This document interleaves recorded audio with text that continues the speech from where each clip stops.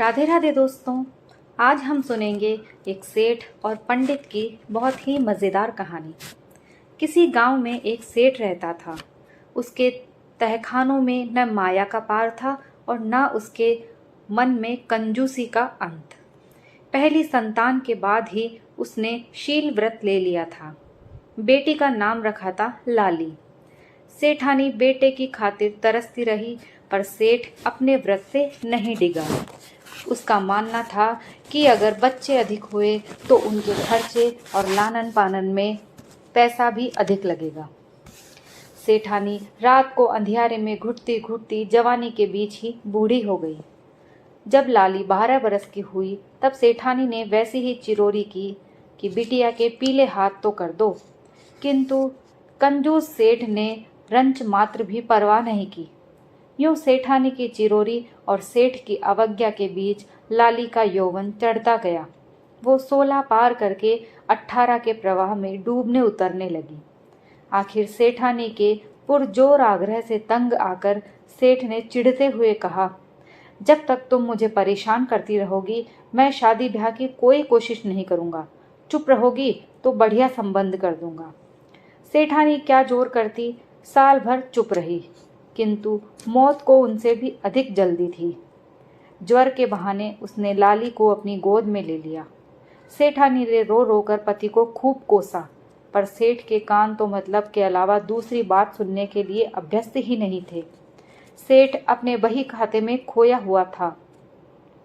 सेठानी अपनी बेटी के वियोग में झुरझुर पिंजर हो रही थी और समय अपनी गति से चल रहा था।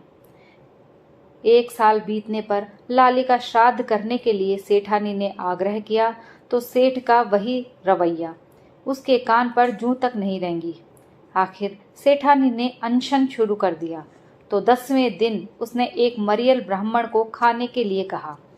सेठानी ने पूछा तो लापरवाही से जवाब दिया, मैं तो शहर काम से जा रहा हूँ, जैसा पंडित कहे वैसा कर देना। आगे ज्यादा बहस ना करके वो बगल में ही अपना बही खाता दबाकर चुपचाप रवाना हो गया। मन ही मन ये सोचकर खुश हो रहा था कि मरियल पंडित तो मुश्किल से 2 रोटी खाएगा, और इस बीच सेठानी के अनशन से 10 दिन का खाना बच गया, वो अलग। सेठ को जाते देखकर ब्राह्मण सेठानी के पास आया। घर की मालकिन से अनुकूल उत्तर मिलने पर पंडित ने काम करने में कोई कसर नहीं रखी। अपने घर अपने हिसाब से उसने लाली के श्राद्ध की भरपूर योजना बताई, जिससे लाली की सदगति होगी। सेठानी से 100 मोहरें ले गया। बाकी बिरादरी तो उसके घर पर तृप्त हुई ही, लाली की आत्मा को ढेरों आशीष भी दिए। पंडित ने सेठानी के आग्रह से बनिए के घर पर ही भोजन किया। सेठ ऐसे तो शाम होते होते वापस गांव आ जाते थे, परंतु उस रात जानबूझकर वो शहर में दुकान पर ही सो गए। सवेरे आने पर पता चला तो वे बारूद की तरह भभक उठे। सेठानी के पास पुख्ता बहाना था कि उनके कहे मुताबिक पंडित जी ने जो कहा वही किया। सेठ खत बताते हुए पंडित के घर पहुंचा। उधर पंडित ने पहले ही अपनी पत्नी को समझा दिया था कि मैं सेठानी से 100 मोहरें लेकर आ चुका हूँ और वो कंजूस सेठ जरूर यहाँ पर आएगा। तो उसने अपनी योजना पत्नी को बता दी। सेठ के पंडित के घर पहुंचते ही पंडितानी दहाड़े मारकर चिल्ला उठी और कहने लगी, गोबर लिपे आंगन पर कफन से ढकी हुई लाश पड़ी है। देखो, राम जाने घर पर क्या जहर मिला भोजन खिलाया कि वो उल्टी पर उल्टी करते रहे और आखिर में उनका दम निकल गया। राजा जी से फरियाद करूंगी, जब तक न्याय नहीं मिलेगा मुंह में पानी तक नहीं डालूंगी। सेठ के क्रोध पर तो जैसे ठंडे पानी का घड़ा गिर गया हो। उसने पंडितानी के आगे खूब हाथ जोड़े। आखिर 108 मोहरें लेने के बाद पंडितानी चुप हुई। कोई महीने भर बाद सेठ शहर से घर आया तो सेठानी ने खुशी का इजहार करते हुए कहा, तुमने लाली के पीले हाथ नहीं किए तो आखिर बैकुंठ में लाली से भी बढ़कर एक देवता ने उससे ब्याह कर लिया। बेचारा पंडित बैकुंठ से बधाई देने घर आया था।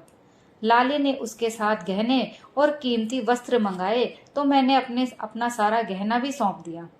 सेठ तो बधाई की बात सुनकर अचंभित रह गया। काश ये हादसा सुनने से पहले उसकी मौत ही हो जाती तो तो सेठानी के मुंह से ये बेहुदी बातें सुनने को तो नहीं मिलती। हकलाते हुए उसने हिचकिचाते हुए पूछा, वो हरामी बामन कहाँ है? उसे दोबारा मारूंगा। बेकार ब्रह्म हत्या का पाप लगेगा। वे तो गठरी बांधकर सीधे अभी अभी बैकुंठ गए हैं, सेठानी ने कहा। सेठ तो अपनी सुध बुध ही खो बैठा था। 100 मोहरें ब्राह्मण ने सेठानी से ले ली, 108 मोहरें ब्राह्मण की पत्नी ने सेठ से ले ली, और अब बचा खुचा जो भी उनके पास था वो सब सेठानी ने ब्राह्मण को दे दिया बैकुंठ के बहाने। पागल की तरह सेठ 2-2 सीढ़ियां फलांगता हुआ छत पर जा चढ़ा और ऊपर आकाश में इधर उधर जलती नजर से देखने लगा। हल्का हल्का अंधियारा घिरने लगा था और सेठ अपनी पत्नी की बेवकूफी पर बहुत खेद प्रकट कर रहा था। दोस्तों, कहानी यहीं समाप्त होती है। कहानी पसंद आई हो तो प्लीज लाइक, शेयर और कमेंट कीजिए। चैनल पर नए हो तो प्लीज मेरे चैनल को सब्सक्राइब कर लीजिए। कहानी सुनने के लिए आप सभी का बहुत बहुत धन्यवाद।